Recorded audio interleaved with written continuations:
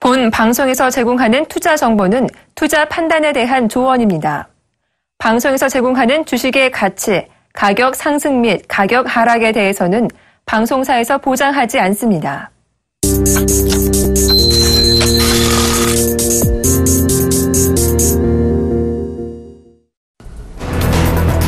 미국 경제 활동의 약 67%를 차지하는 개인 소비가 약 4개월 내 최저치를 기록했습니다. 미 상무부는 지난 6월 개인 소비 지출이 전월 대비 0.2% 증가했다고 발표했습니다. 이는 5월 수정치 기록인 0.7% 증가보다 낮은 수준이지만 전문가들의 예상치와는 부합했습니다. 이번 결과는 지난주 나왔던 2분기 GDP 성장률 2.3%에 반영됐습니다. 한편 같은 달 개인 소득은 0.4% 증가하며 석 달 연속 증가세를 이어갔습니다. 미국의 건설 지출은 민간 건설 지출의 부진으로 인해 소폭 증가에 그쳤지만 전반적인 추세는 여전히 견고한 것으로 나타났습니다. 미국 상무부는 6월 건설 지출이 0.1% 증가해 지난 1월 이후 가장 낮은 증가폭을 나타냈다고 발표했습니다. 이는 전문가들의 예상치인 0.6% 증가를 크게 밑돌고 5월 수정치였던 1.8% 증가보다도 크게 낮은 수준입니다. 국제 유가는 전 세계적인 공급 우위 현상이 지속되는 가운데 중국에서의 원유 수요마저 줄 수 있다는 우려까지 겹치며 큰 폭으로 내렸습니다. 뉴욕 상업거래소에서 9월 인도분 서부 텍사스산 원유 가격은 지난주 마지막 거래일보다 1.95달러 4.1% 급락한 배럴당 45.17달러의 거래를 마감지었습니다. 런던 이채 선물시장의 브렌트유도 장중 5% 넘게 급락해 지난 1월 30일 이후 처음으로 배럴당 50달러 아래로 밀렸습니다. 그리스 증시가 5주간의 휴장을 마치고 재개장한 현지 시각 3일 사상 최대 낙폭을 기록했습니다. 이날 아테네 증권거래소 종합주가지수는 지난 6월 26일 종가보다 무려 22.8% 폭락한 615.53으로 개장했으며 장중 낙폭을 줄이긴 했지만 사상 최대 폭인 16.23% 폭락한 668.06에 마쳤습니다. 아테네 증시는 지난 1987년 미국의 블랙 먼데이 당시 15%가량 폭락한 바 있습니다.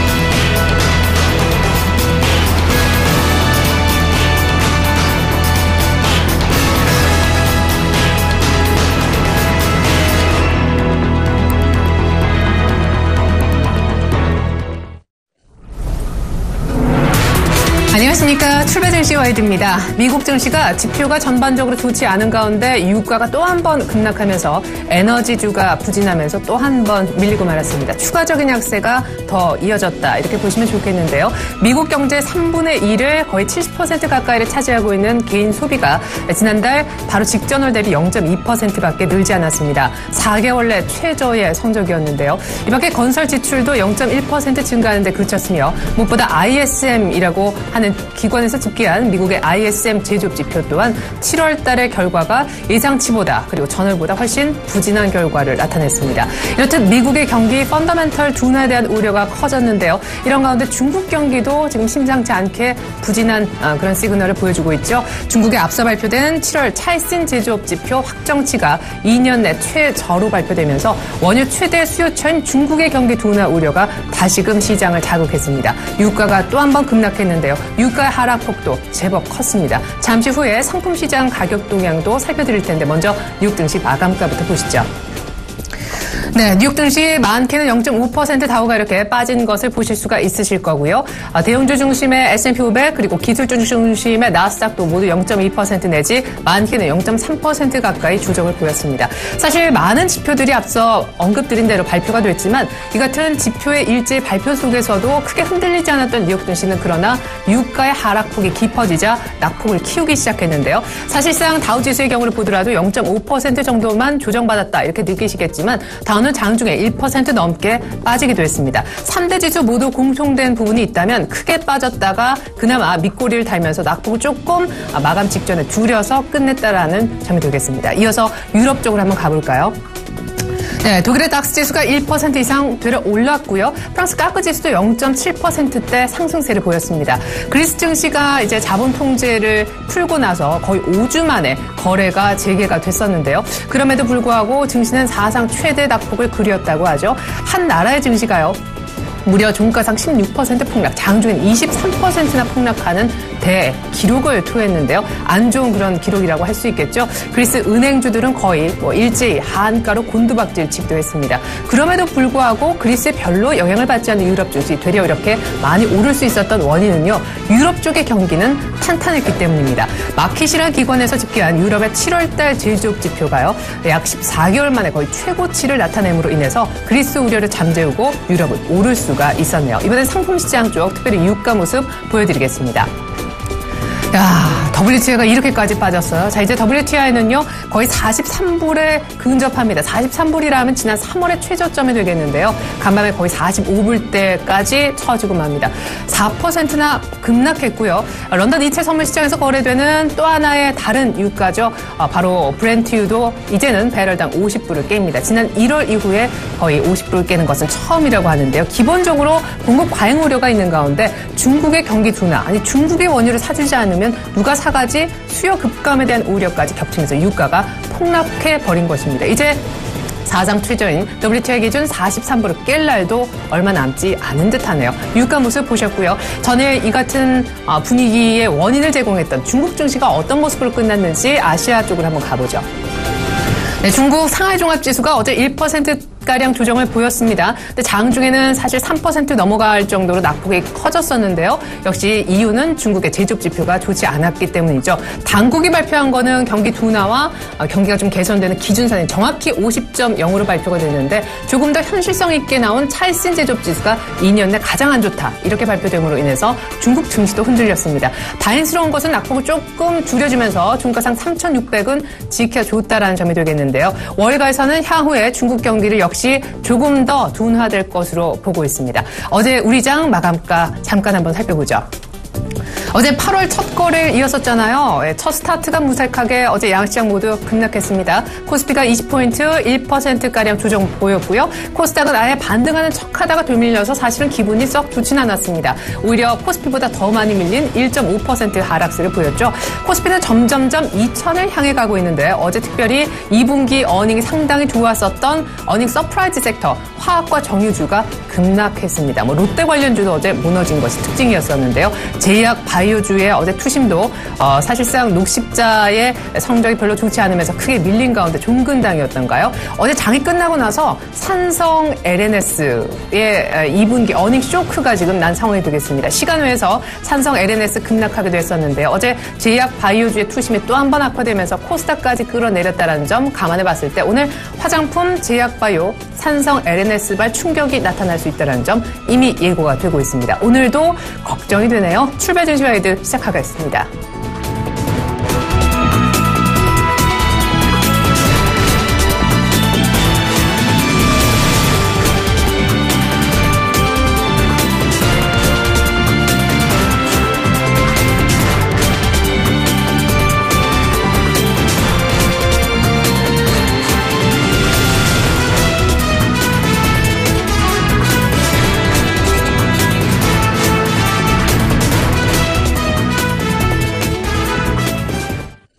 네, 미국 쪽 경기도 별로 좋지 않아지는 분위기인데요. 오늘 차근차근 미국과 중국의 경기 한번 둘러보겠습니다. 명지대학교 경제학과 빈기범 교수님 함께해 주시겠습니다. 교수님 안녕하세요. 안녕하십니까.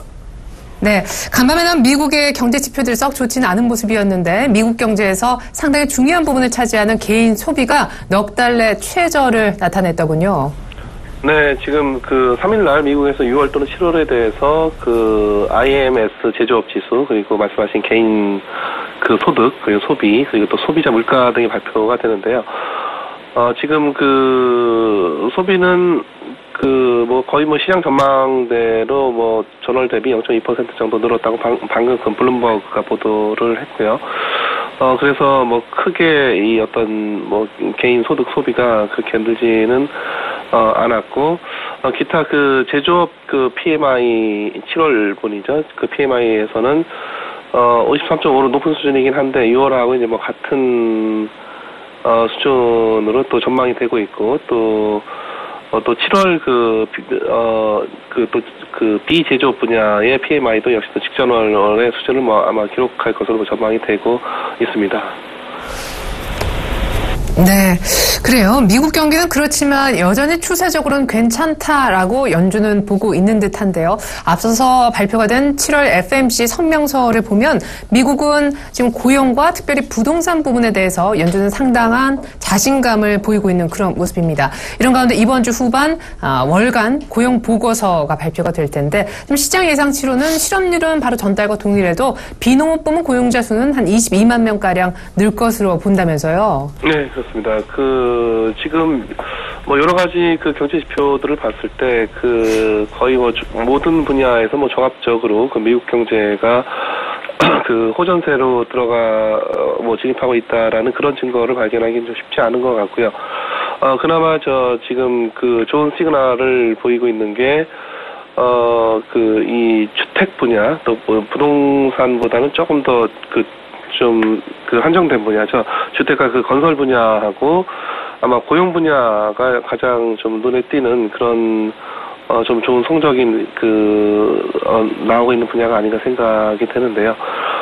지금 주택 그 건설 분야 같은 경우에는 지금 뭐 전반적으로 어떤 그 호전세가 좀 뭐 상당히 좀 약화되어가는 뭐 그런 양상을 보이고 있습니다. 그래서 예를 들어서 건설 지출 같은 경우에는 지난 뭐 1월 이후에 그 가장 낮은 수준의 어떤 이 증가세를 기록을 했는데 기타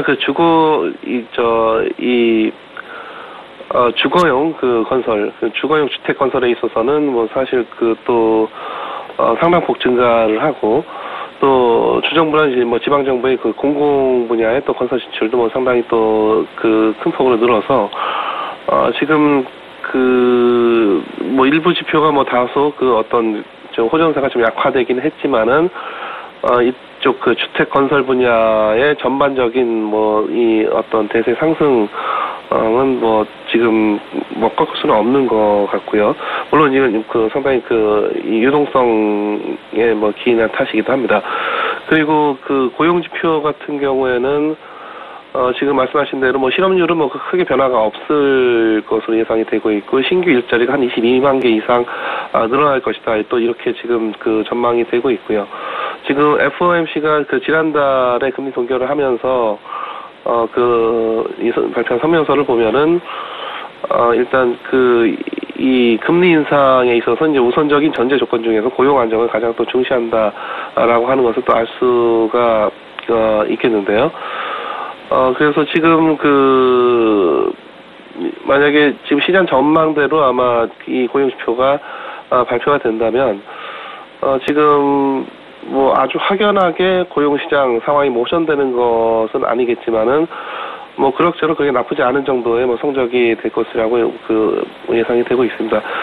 뭐 그런 측면에서 지금 결국은 이 금리 인상에 어떤 시그널을 줄 것이냐의 문제가 되겠는데 지금 앞으로 9월까지는 이제 얼마 남지가 않았고요. 그렇다 보니까 이번에 발표하는 고용 지표가 일자리가 뭐 크게 늘어나는 뭐 이런 측면은 있겠지만은 아주 뭐 큰 폭으로 고용 상황이 대단히 크게 호전됐다라는 이런 어떤 정보를 주기는 어려울 것 같고 기타 지금 고용과 건설 부문 외에는 또 특히 GDP 성장률 같은 경우에 굉장히 또 하기 때문에 결국 또 이제 금리 인상 문제에 있어서는 뭐 9월 인상을 뭐 자신 있게 하기에는 좀 무리가 있다고 보여집니다. 네, 말씀해 주신 대로 미국의 1분기 GDP 성장률은 의외로 플러스로 수정이 됐지만 2분기 GDP 성장률은 2.3%밖에 나오지를 않았죠. 말씀해 주신 대로 아까 고용과 주택 부분의 미국 경기의 어떤 개선세가 참 공고하다 얘기를 해 주셨지만 하루 전에는 고용 비용 지수가 33년 만에 최저치를 나타내면서 임금 상승이 그만큼 더디게 진행되고 있는 것이 화제가 됐었는데요. 또한 사실은 인플레이션 압박도 지금 크지 않은 상황에서 연준이 기대하고 있는 물가 2%를 달성하는 것도 꽤나 시간이 걸릴 것으로 보여집니다. 그럼 교수님의 뷰는 역시 9월보다는 12월 가능성이 다시 커지고 있다라는 말씀이신가요? 네, 물론입니다. 예, 그래서 그렇습니다. 네, 그래요. 뉴욕 증시 일단 이번 주 후반에 고용지표 실업률 포함해서 발표가 되겠지만 아마 그냥 시장에 큰 충격은 없는 아마 예상치 정도로 발표되면 그저 그런 재료가 되지 않겠는가. 미국의 금리 인상은 현실성 있게 12월이다 얘기를 해주셨습니다. 자, 근데 우리 증시를 좀 얘기를 해봐야 될 것 같아요. 미국의 금리 인상을 앞두고 외국인들의 자금 유출이 계속 이어지는 가운데 원달러 환율이 사실상 종가상 3년 1개월 만에 최고치인 1170원대를 결국 찍고 말았습니다. 전문가들은 만약에 미국이 9월에 금리를 올릴 수 있다면 8월 이번 한 달은 분명 가시권에 드는 달이라고 하면서 환율이 가장 중요한 변수라고 언급하고 있네요. 네, 지금 그 국제금융 상황이 그런 것 같습니다. 지금 결국 이 미국의 금리 인상이 뭐 9월이든 12월이든 뭐 그야말로 코앞으로 크게 임박하게 되면서 또 기존에 상당 기간 동안 달러 강세의 국면이 지속됐었는데 지금 원화 같은 경우에는 거기에 크게 영향을 받지 않았지만은 최근 들어와서 굉장히 급속하게 환율이 오름세를 보이고 있습니다. 그래서 지금 현재 1160원 이상 기록을 하고 있고 며칠 전 1172원선에 닿기도 했고요. 거의 뭐 시간에 따라서 선형적으로 지금 뭐 상승을 하는 뭐 그런 중인데요.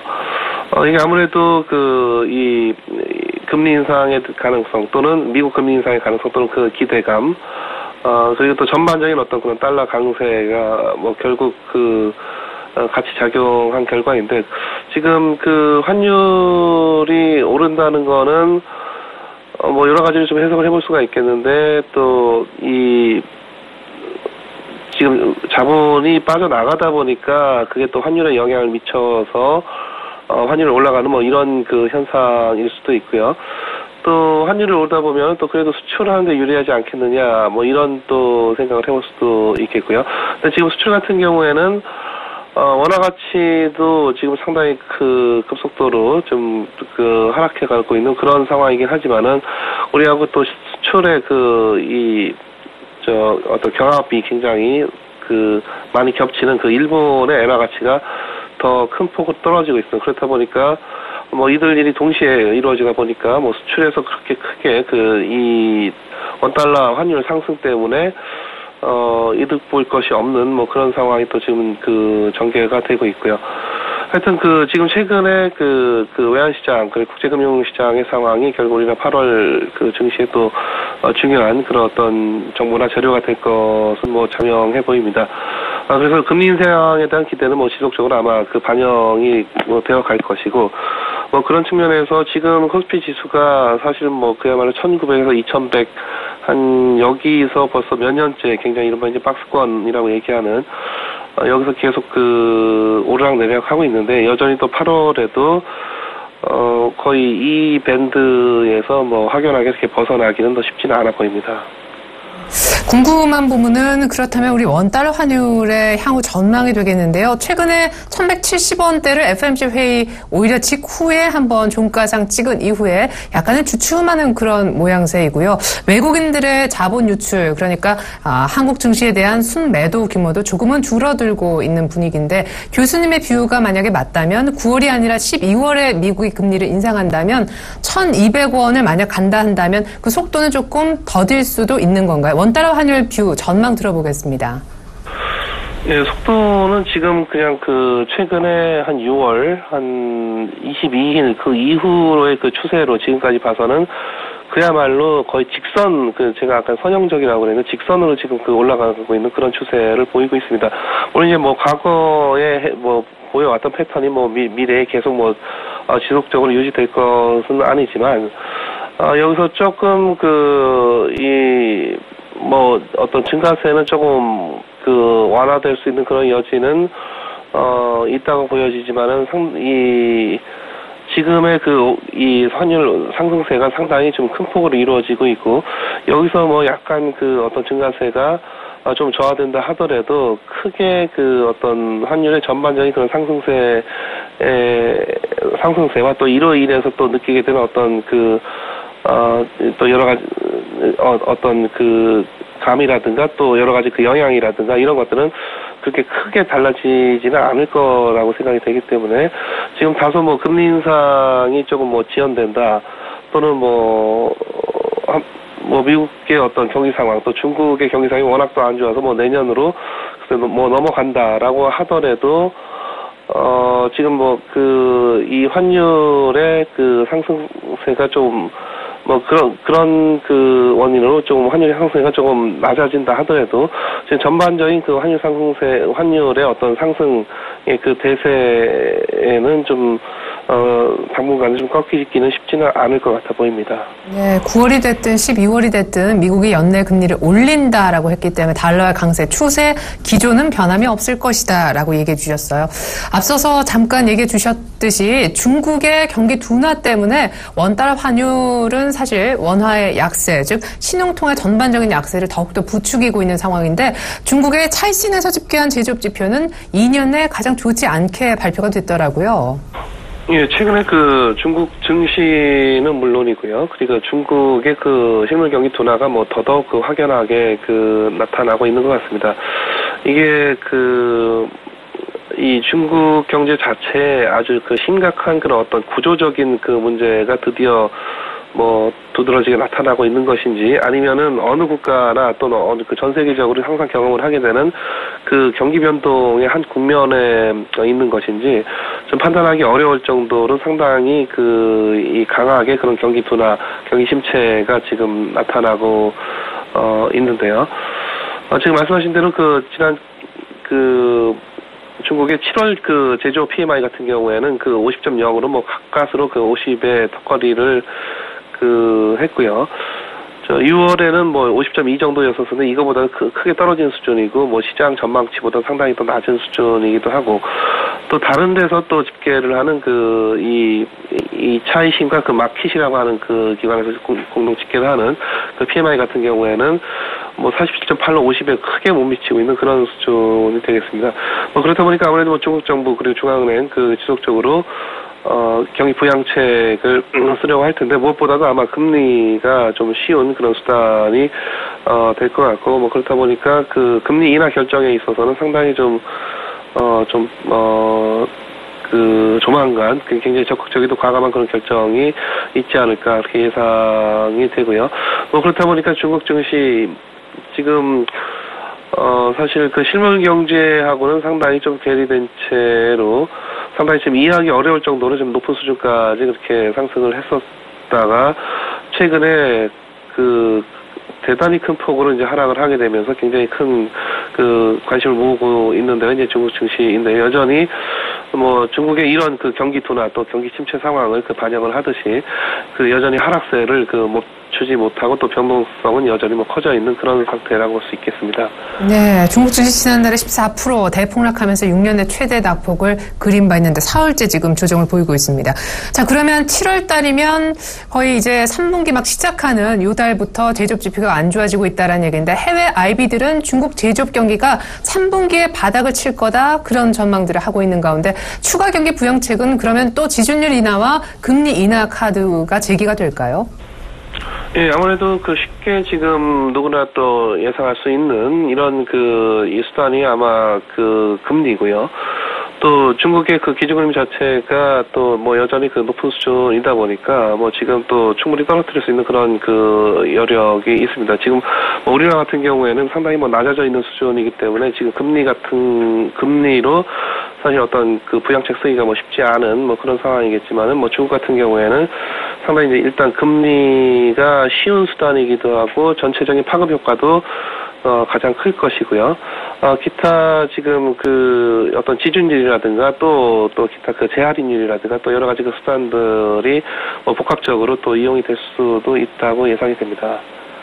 9월에 중국 정부가 경기 부양을 위해서 기준금리 인하, 지준율 인하, 파격적으로 동시 인하 카드를 꺼내들기도 했었는데 현재 분위기를 보고 의외로 카드를 조금 아끼는 듯한 중국 정부 어떤 부양책을 이번에 내놓을지 기대가 됩니다. 지금까지 명지대학교 경제학과 빈기범 교수님의 뷰 들어봤습니다. 분석 감사합니다. 네, 감사합니다.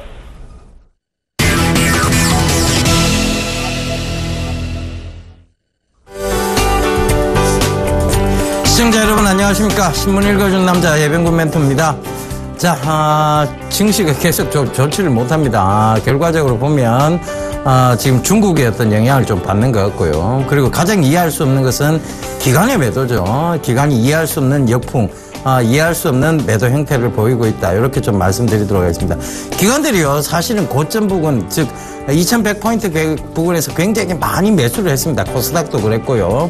역시 코스피 역시 마찬가지였는데 결과적으로 지금 보면 매도세가 나오는 것들은 손절이라고 봐야 될 것 같은데요. 이런 왜 손절 형태를 하고 있는가에 대한 왜 이런 이상한 형태를 스탠스를 취하고 있는가에 대한 답변은요. 바로 파생상품 쪽으로 저는 좀 잡아가도록 하겠습니다. 파생상품이요. 아무래도 레버리지가 조금 더 크죠. 그러다 보니까 결과적으로 밑으로 밀 수 있는 시스템에 대한 부분입니다. 제가 이 수익을 말하다와 그다음에 신문 읽어준 남자를 통해서 여러분들께 계속 강조드렸던 것이 현대차 ELS에 대한 부분이었습니다. 이 역시 파생상품이었죠. 이런 것들이 결국은 13만 원대 ELS 낙인들이 몰려 있었고 그 낙인이 나와버리고 나온 다음부터는 기관이 더 이상 뺄 이유가 없다. 그러면 지금부터 반등이 온다면 15만 원대까지 기술적 반등 노려보셔도 된다는 얘기했었는데 정확하게 15만 원 이상 딱 터치를 하고 밀리기 시작했습니다. 또 그러니까 기관들이 이제 뻔히 보이는 짓을 한다는 겁니다. 이제 뻔히 보이는 짓에 우리가 대응 못할 이유 없죠. 그래서 여러분들께서 다른 프로그램 참고하지 마시고요. 여기 신문 읽어주는 남자와 서울경제TV를 참고하시면서 계속 기조적 관점 그리고 중심을 딱 잡아 나가시면 손해보실 일은 절대 없다. 이렇게 감히 말씀드리도록 하겠습니다. 제가 말씀드렸던 그 바로 미래산업 쪽의 종목이었죠. 마이크로 컨텍솔 SSD 시장의 마이크로 컨텍솔이 전일 13% 이상 올라오는 또 기염을 토했습니다. 그러니까 그런 부분들을 참고해 보시더라도 신문 읽어준 남자는 정확한 사실을 근거로 여러분들께 이런 종목적 해석을 전해드리고 있는 만큼 그 점을 꼭 좀 참고하셨으면 좋겠습니다. 자, 오늘도 국내 최대의 경제일간지 서울경제신문과 외신을 살펴보면서 얘기 이어가도록 하겠습니다. 자, 외신 쪽 기사를 먼저 좀 살펴볼게요. 밑으로 쭉 내려보면 제가 보고 싶어한 기사가 요래 탁 튀어나옵니다. China proposed to keep online payment, 즉 전자결제에 대한 얘기죠. 온라인 결제에 대한 얘기입니다. 그 중국은 이 온라인 결제에 대한 이것을 계속 유지를 하겠다. 그런데 규제 완화에 대한 얘기가 여기 기사에 나옵니다. 그래서 이런 규제 완화가 계속 이루어진다면 결국은 중국은 핀테크 산업을 계속 성장시키겠다는 얘기, 금융산업을 성장시키겠다는 얘기죠.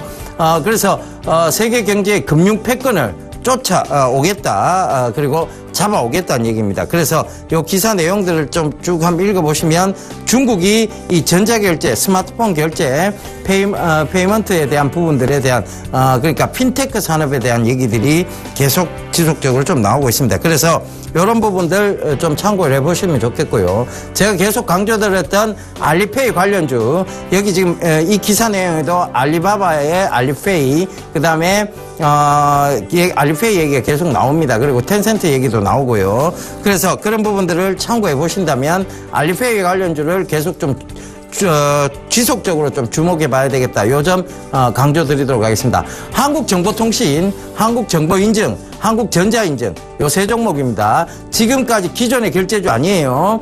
그러니까 한국사이버결제, KG 이니시스, KG 모빌랜스, 다날 이런 내용이 아니고요. 한국정보통신, 한국정보인증, 한국전자인증입니다. 자, 요 세 종목입니다. 그러니까 한국정보통신은 12,000원대부터 강조되는데 지금 2만 원 넘어가 있죠. 그 점도 참고해 보신다면 결과적으로 여러분들이 이 지속적 장기 성장세이면서 그리고 시장에서 주목을 받고 있는 쪽 그리고 미래산업 쪽은 결코 손해볼 일 없다. 그 얘기가 왜 딱딱딱딱딱 맞아떨어져 가는 얘기인지 여러분들 충분히 이해하시리라 생각을 합니다. 자, 다음 국내 최대 경제일간지 서울경제신문 살펴보면서 얘기 이어가도록 하겠습니다.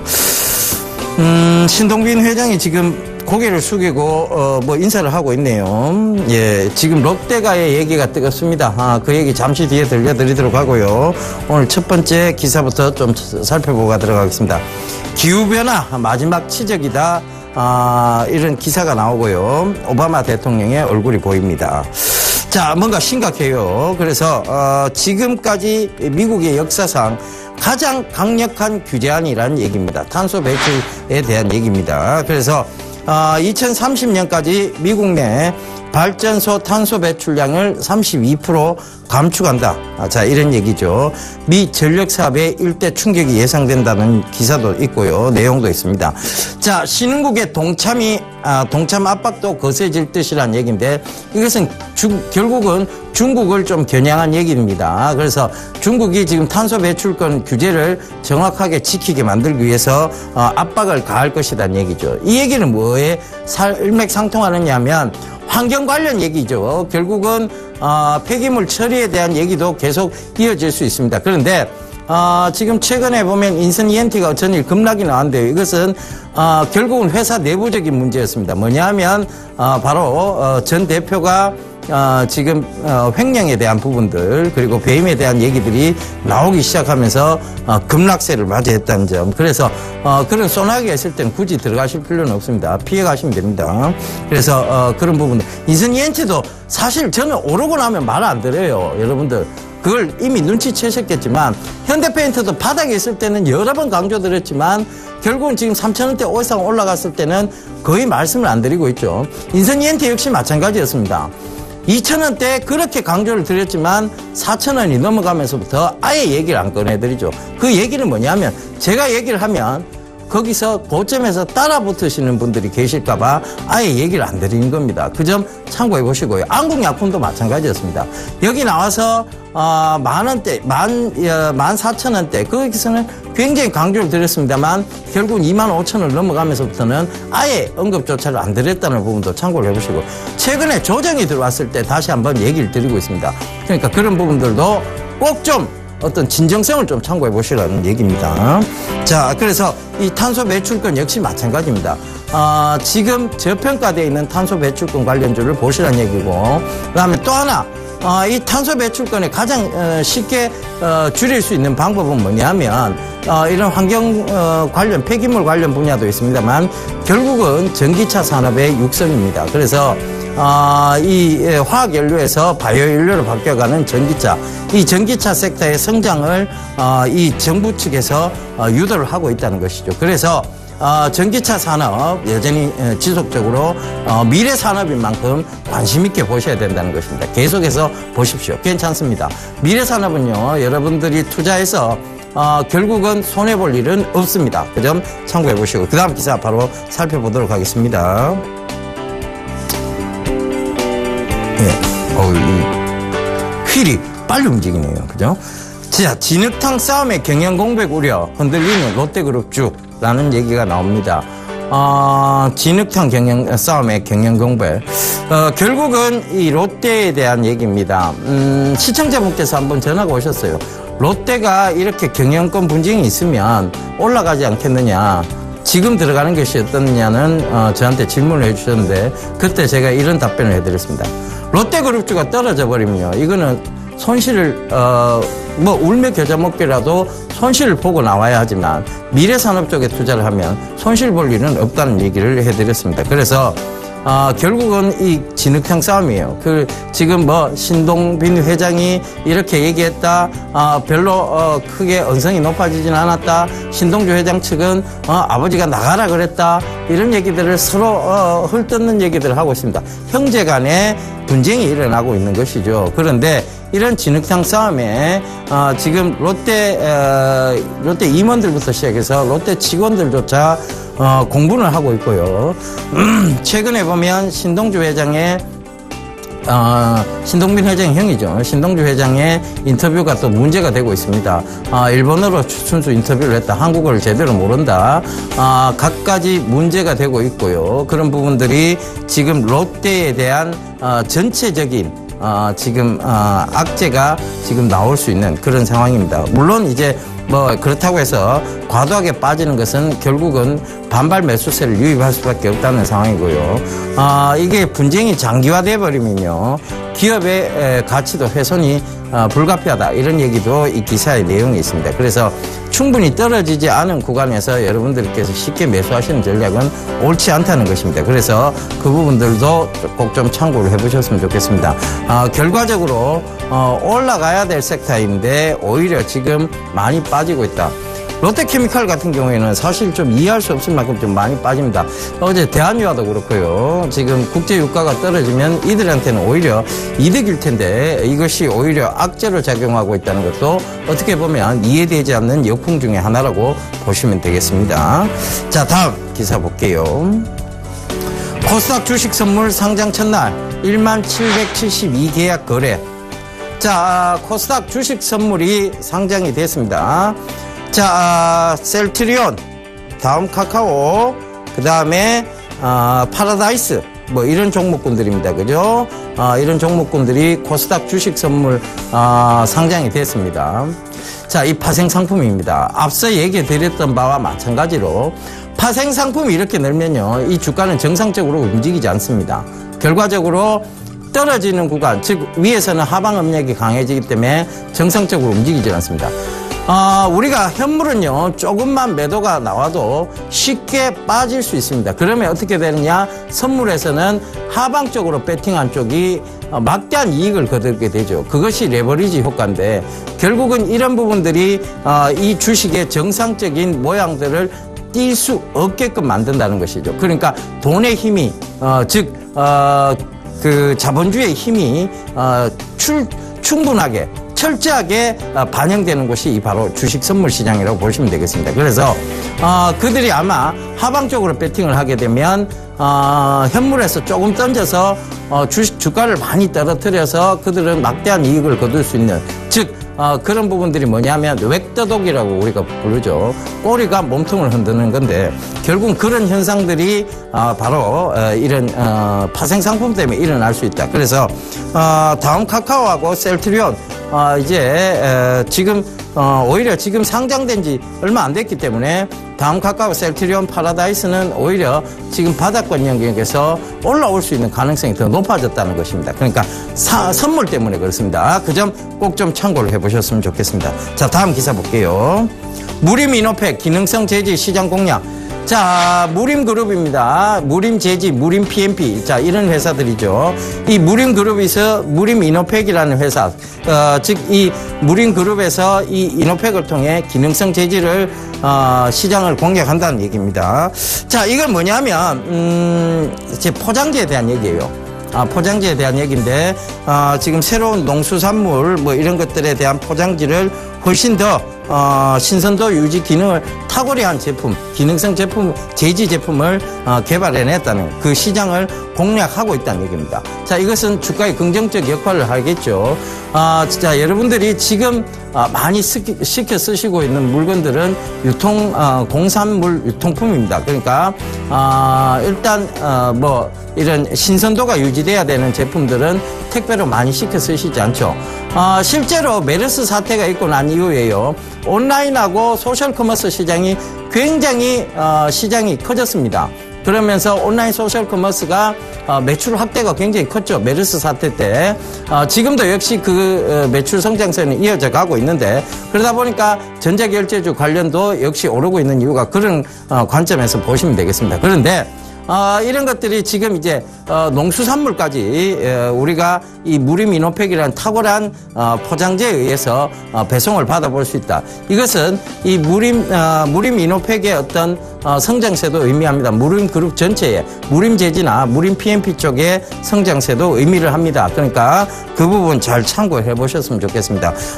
이 기사의 내용이 이 무림그룹주들의 무림재지주들의 어떤 화랑 즉 성장세를 추세적으로 턴할 수 있는 계기가 될 수 있다는 거 참고해 보신다면 그 점 주가에 어떤 영향이 나올지 여러분들께서 예의주시해 보셨으면 좋겠습니다. 자, 오늘도 시장 전략에 대해서 한 말씀 드리고요. 물러가도록 하겠습니다. 자, 전일과 동일한 의견입니다. 저는 추경에다가 금리 인하에 대한 기대감 작용할 수 있습니다. 그래서 그런 기대감이 작용되면 점진적 상승이 예상된다는 점 참고해 보셨으면 좋겠고요. 금일은 시장의 어떤 상승세가 이어질 것이라고 저는 상승세가 나올 것이라고 저는 보고 있습니다. 왜냐? 이제 미국의 금리 인상설이 9월에서 제가 어제도 이제 9월 금리 인상은 없다 이런 얘기를 수익을 말하다를 통해서 얘기 드렸는데요. 내일 본방송이 이제 나갑니다. 그러니까 내일 저녁 8시 참고해 보시고요. 그래서 9월 금리 인상설에 대한 부분들이 자꾸 일축이 되어지고 있다. 12월로 연기될 가능성이 높다는 얘기들이 나오면 결국은 외인들은 다시 턴하게 돼 있습니다. 그래서 그런 부분들 참고해 보신다면 오늘 시장 좀 기대해 보셔도 좋을 것 같습니다. 예, 저는 이만 물러가고요. 내일 다시 인사드리도록 하겠습니다. 감사합니다. 예병군이었습니다.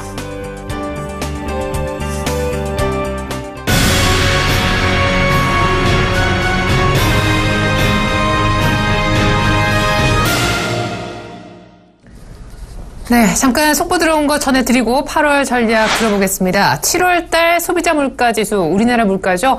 1년 전 같은 기간 대비 0.7% 올라서 8개월째 0%대 물가가 나타나고 있는데요. 결국 이 저물가가 고착화되는 것이 아닌가 그런 우려를 사고 있습니다. 잠깐 물가 나온 지표 정리해드렸고요. 어제 8월 첫 거래일 이었었는데 대형주 실적 발표가 사실상 거의 끝나는 시점이었지만 의외로 2분기 성적 우등생, 화학 그리고 정유주까지 급락하면서 코스피는 2010선까지 내주고 말았습니다. 제약바이오가 연일 무너지면서 코스닥도 아직 추세선에 올라타지 못하고 있는데요. 8월 변동성이 계속 이어지는 것인지 전략 들어봅니다. SK증권 영업부 PIB센터 이재광 이사님의 고견 들어보겠습니다. 이사님 안녕하세요. 네, 안녕하십니까. 달이 바뀌었는데 7월에 지지부진한 흐름 계속 연장선 같았습니다. 8월 달에 지금 2,000을 곧 깰 가능성이 거론됐는데 전문가들은 미국의 금리 인상 앞두고 중국이 경기도, 증시도 부진하기 때문에 환율을 잘 보라고 하더라고요. 네. 자, 이제 7월이 마감되고 이제 8월입니다. 8월은 여러 가지 변수가 있죠. 절기상으로도 그렇고요. 이제 여름의 막바지 국면에서 가을로 접어드는 그런 절기상으로도 변화의 구간이고요. 또 휴가철이 시작이 되죠. 그래서 휴가철이 시작이 되기 때문에 8월은 실질적으로 기업들도 상당히 어려운, 또 오히려 또 이 근로자들이라든지 일반 국민들도 이것 좀 휴가를 앞두고 있는 시점에서 좋은 점도 있지만 여러 가지 어려운 점도 있는 그런 모습을 많이 보여주고 있습니다. 그리고 증시에서도 자, 찌릿한 여름, 과연 썸머 랠리를 막판에 주느냐의 여부, 관건이죠. 이미 앞서서도 그 가능성은 지난 6월달만 해도 짙게 내포됐습니다만 7월달 들어서 썸머랠리 가능성도 섬섬 사그러드는 것이 아니냐 이렇게 전망이 되고 있습니다. 자, 그렇다면 8월 시장 전망은 어떻게 우리가 세워야 되는지 한번 살펴보도록 하겠습니다. 먼저 8월 시장은요, 국내외적으로 심한 변동성 구간에 진입할 가능성이 높지 않을까 이렇게 판단이 됩니다. 물론 이 변동성은요, 주가가 대부분 변곡점 구간에서 많이 나타납니다. 다시 말씀드려서 무슨 얘기냐면 주가가 상승하다가 상승을 마무리 짓는 시점에서도 이 변동성 구간이 많이 나타나죠. 또 주가가 하락하다가도 상승 반전하기 위해서 또 이런 구간이 많이 나타납니다. 그렇다면 지금의 변동성 구간은 과연 상승을 위한 것이냐 하는데 포커스를 맞출 필요가 있지 않나 생각이 되고요. 또 하나는 지금 시장이 변화하기 위해서는 다소의 시간이 필요하지 않느냐 하는 전략이 우세합니다. 다시 말씀드려서 지난 7월달, 제가 지난주에도 이 시간을 통해서 여러분을 찾아뵈면서 이번 주에는 뭔가 결과가 나타날 것이다 이런 전망을 여러분에게 해드렸습니다. 그리고 그런 바람을 말씀드렸는데 여전히 8월 들어서도 시장은 불확실성, 안개 국면입니다. 유럽 사람들이 신사라고 하죠. 항상 손에 우산을 들고 간다고 합니다. 이것은 어떻게 보면은 그냥 미워한 표현이 아닌가. 그러니까 중국 날씨가 해가 쨍쨍 떠 있다가도 갑자기 비가 온다고 합니다. 그래서 영국 사람들이 대부분 우산을 맑은 날에 들고 다닌다고 합니다. 그래서 그건 뭐 신사의 나라라 우산을 들고 다니는 것이 아니라 그런 기후의 불확실성 때문에 그렇죠. 지금 시장도 마찬가지인가. 그냥 안개 낀 전국입니다. 그런 모습을 보여주고 있지 않나 생각이 되고요. 따라서 이 8월 증시도 상승 확인 시까지는 좀 보수적 매매 전략을 수립해야 되지 않을까 이렇게 생각이 됩니다. 앞서서도 증시는 참고 기다릴 줄 아는 자만이 상승이라는 수익이라는 단열매를 먹을 수 있다는 점을 강조해드렸습니다. 지금이 조금 더 참고 기다려야 되는 그런 시점이 아닌가 이렇게 생각이 됩니다. 많은 주식 투자의 고수분들이 이런 표현을 쓰실 겁니다. 지금 이 서울경제TV 센 TV를 보고 계시는 많은 시청자분들도 그런 느낌을 받으신 분이 많을 겁니다. 뭐냐? 주식을 알만하니까 투자할 자금이 없더라. 그런 경험이 많으실 겁니다. 자, 그거와 마찬가지로 지금 조금 더 참고 기다리는 그런 전략이 필요하지 않을까 이렇게 생각이 됩니다. 자, 그렇다면 8월 증시에서 제가 5가지 체크 포인트를 여러분에게 지금부터 제시해 드리도록 하겠습니다. 이것을 체크해 보신다면 제가 지금부터 말씀드린 체크 포인트를 유념하신다면 그 전환 포인트를 잡을 수 있지 않을까 생각이 됩니다. 그 전환 포인트가 도달하기 전까지는 조금 더 보수적인 투자 전략 강구해 주시기 바랍니다. 자, 8월의 체크 포인트 첫 번째입니다. 자, 우리 최혜리나 앵커도 언급해 주셨다시피 원달러 환율 동향입니다. 이 원달러 환율 동향이 참 묘해요. 왜냐하면 이 외국인 투자가들의 매매 패턴을 우리가 가늠해 볼 수 있습니다. 통상적으로 원화가 강세를 보인다. 그럼 수출주에 안 좋죠. 자, 지난달 초까지만 하더라도 원달러 환율이 1060원대까지 내려갔었어요. 지금은 거의 1170원, 100원 이상 상승한 상태입니다. 한 달 만에. 근데 원화가 강세를 보인다면, 다시 말해서 원달러 환율이 내려간다면 원화가 강세죠. 이때는 우리나라 수출 관련주에는 악재라고 합니다. 물론 그렇죠. 원화가 강세를 보이기 때문에. 그런데 주식시장에는 엄청난 호재입니다. 왜냐하면 외국인 투자가들이 시세 차익과 환 차익을 동시에 노릴 수 있기 때문에 그렇습니다. 자, 그렇다고 본다면 원달러 환율은 상승하는 게 좋으냐 하락하는 게 좋으냐 이분 논법으로 다시 말해서 흑백 논리로 분석한다면 원달러 환율은 내려가는 게 좋습니다. 다시 말해서 원화가 강세를 보이는 것이 주식시장에는 호재입니다. 자, 그렇다고 본다면 지금은 원달러가 약세, 다시 말해서 원달러 환율이 상승하는 국면에 놓여져 있죠. 1200원대를 돌파할 것이라는 것이 많은 외환 전문가들의 의견입니다. 그렇다고 본다면 수출 관련주들이 장의 주도주로 부각되면서 하락하는 지수, 이탈하는 외국인 투자가들 잡아줘야 되는데 지금 어떻습니까? 수출 관련주들도 원달러 환율 상승에 따른 수혜를 전혀 보지 못하고 있는 그런 모습을 보여주고 있다는 점입니다. 그렇다고 본다면 원달러 환율은 하향 안정화되는 것이 굉장히 좋다. 그래서 이 원달러 환율이, 이 상승하고 있는 원달러 환율이 과연 어느 시점에서 멈추는지를 한번 체크해 주시기 바라고요. 자, 두 번째는, 자, 오늘 새벽에 끝난 뉴욕 증시가 하락을 했습니다. 물론 코스피 시장은 세 자릿수 하락을 보이다가 막판에 이렇게 살짝 돌려놓는 그런 모습을 보이기는 했습니다. 하지만 여전히 약세를 보였어요. 근데 이 미국도 경제 지표가 좋지 않게 나왔거든요. 그렇다고 본다면 금리가 9월이 아니라 12월로 연기될 수도 있다 하는 그런 의견도 제시됐습니다만 미국 증시는 글로벌 경기 부진 속에 특히 중국을 중심으로 한 일부 국가들, 증시에 영향력을 미치는 국가들의 경기 부진 소식 속에서 하락하는 모습을 보였거든요. 그래서 미국의 금리 인상 시점 빨리 9월에 하든 12월 하든 결정이 빨리 내야 되지 않을까 이렇게 생각이 되고 있고요. 자, 세 번째는 중국입니다. 뭐니 해도 중국이 이제 대대적인 부양책을 또 내는다고 합니다.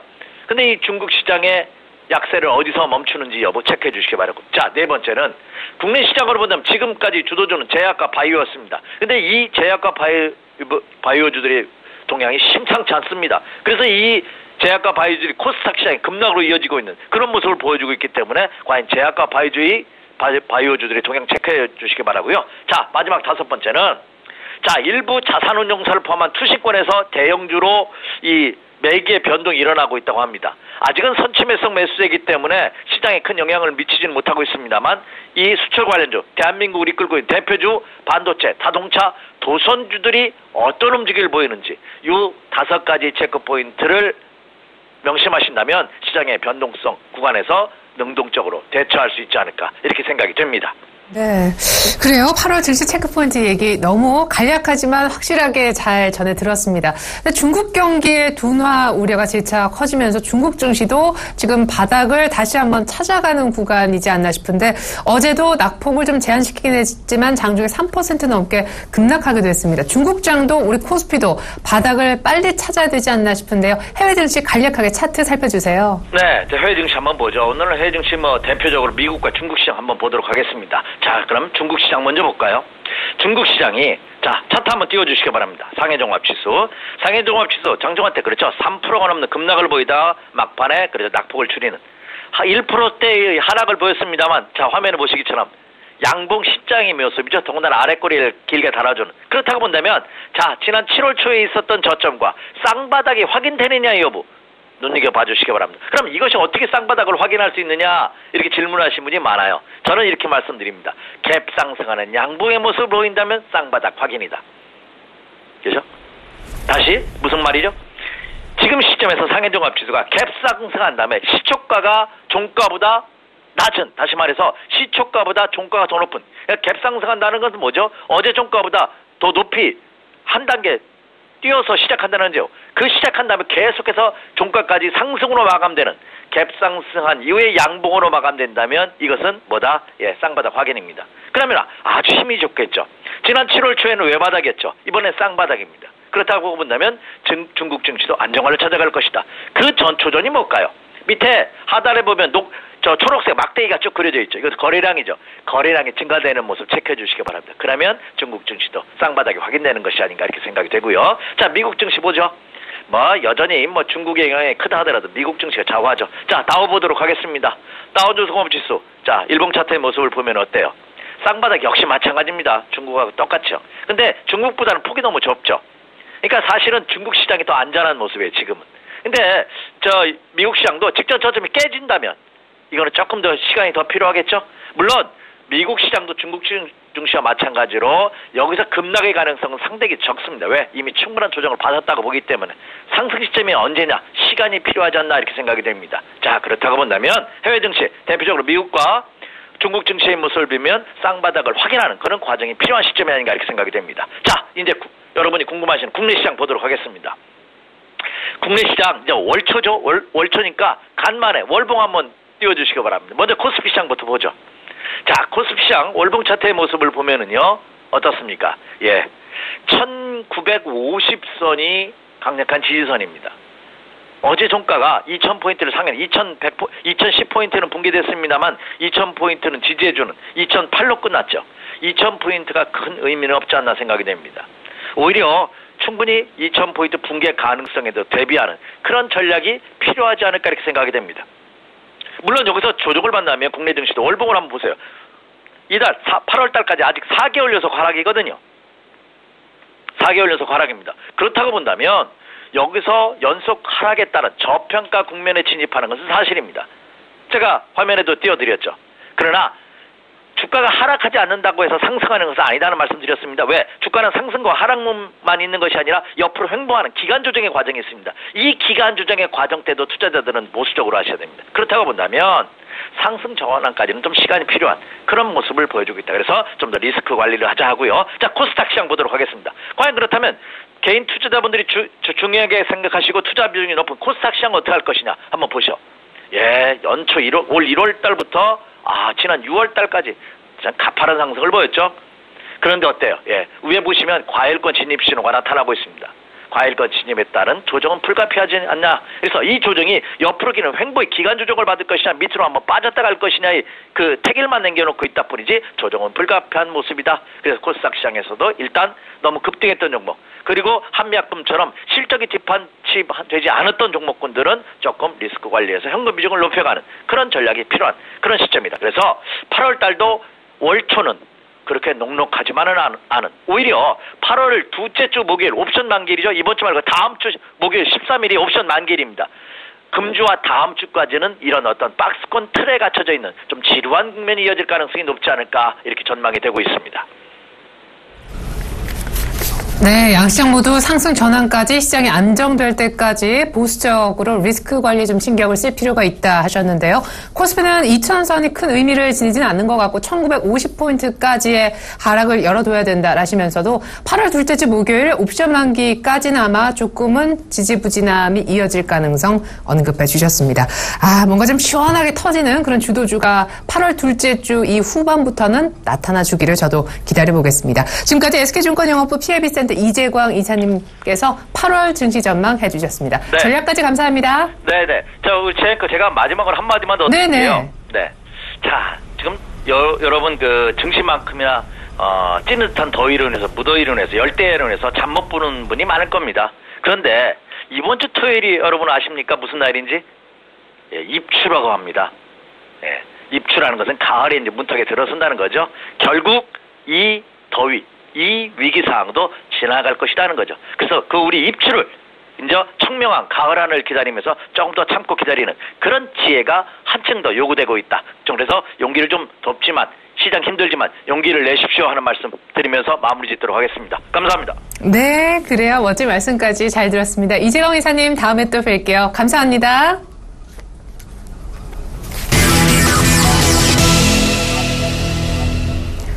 네, 이드코 상한가 팩토리 시즌2 들어가 보죠. 오늘도 여의도에 계시는 샘플러스 이드코 멘토 함께 해주시겠습니다. 멘토님 안녕하세요.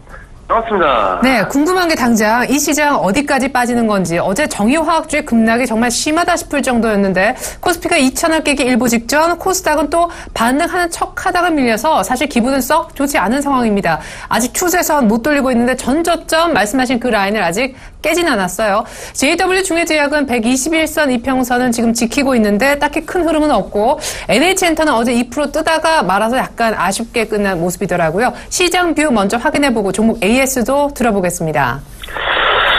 그래서 일단 어제 같은 경우에 이제 5일선에 대한 저항 받고 있던 그런 상황에서 지수 급하락적인 부분들이 좀 나와주었던 상황이었죠. 8월 시작일부터 상당히 좀 거칠게 밀어붙였던 상황인데 일단 중요한 것은 이제 그동안에 지속적으로 전저점을 유지하고 있던 상황들 그리고 이제 그제 아랫꼬리로 양봉을 만들었던 지수 캔들의 그런 상황이었지만은 그 아랫꼬리를 전부 어제 같은 경우에 음봉으로 메워버림으로 인해서 5일선에 대한 강력한 그런 저항을 받고 있는 그런 상황이기 때문에 지난번에도 좀 말씀드렸지만 현재 구간은 박스권에서의 단기 반등이 들어오기 위해서는 전저점을 이탈하지 않은 상황에서 5일선에 대한 안착 여부가 시장을 돌려세울 수 있는 지표로서 단기적으로 활용될 수 있다는 점 일단 참고를 하시면 좋을 것 같고요. 일단 매번 말씀 좀 드렸던 게 코스피 시장 일단 주도주가 없다는 것입니다. 시장의 신뢰도를 잃은 상황에서 어느 정도 조정 시 단기 반등권에 들어오기 위해서는 어느 정도 주도주가 좀 나와줘야 된다는 점. 그래서 제가 봤을 적에는 일단 코스피 지수 전저점 1980포인트를 기준으로 해서 그런 조정 시 매수 관점 부분들 유지하고 있는 그런 상황이기 때문에 전저점 이탈 여부에 상당한 관심을 두셔야 되는 그런 부분들이 아닌가 싶습니다. 자, 코스닥 지수 역시나 1%대 어제 하락이 좀 나와줬죠. 제약바이오세타. 정말 좀 어려운 그런 구간입니다. 특히나 이제 초보 투자자분들 대응하기 상당히 힘겹고 좀 어려운 그런 시장인데 일단 오늘 상당히 좀 중요해졌죠. 어제 삼성 LNS가 실적 발표를 했는데 시간에서 실적이 좋게 나왔음에도 불구하고 6% 정도 급락한 상황으로 마감한 모습들. 어제 한미약품이라든지 메디톡스 같은 대형 종목군들도 어느 정도 하락의 연속성을 가지고 계단식 하락이 어떤 그런 진행이 되고 있는 그런 상황이기 때문에 오늘 상당히 중요한 자리라는 점.